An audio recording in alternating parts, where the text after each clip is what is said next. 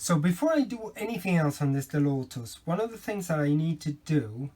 is, because I'm planning to rebuild them with the original throttle plates, what I need to do is I need to stamp the throttle plate and the body in such a way that I know for sure that every single throttle plate that I'm putting back when I'm rebuilding it is exactly in the same position. So therefore it's just a question of just branding them with this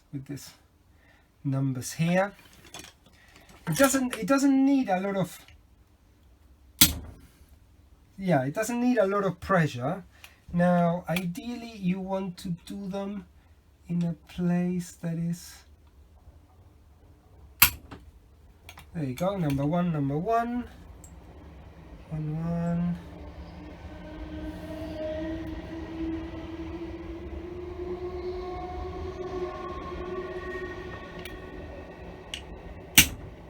number 2,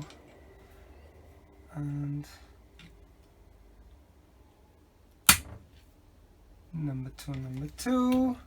and the same thing with the other, so that they are ready for, they are marked exactly where they come from, and that's going to make it so much easier to rebuild.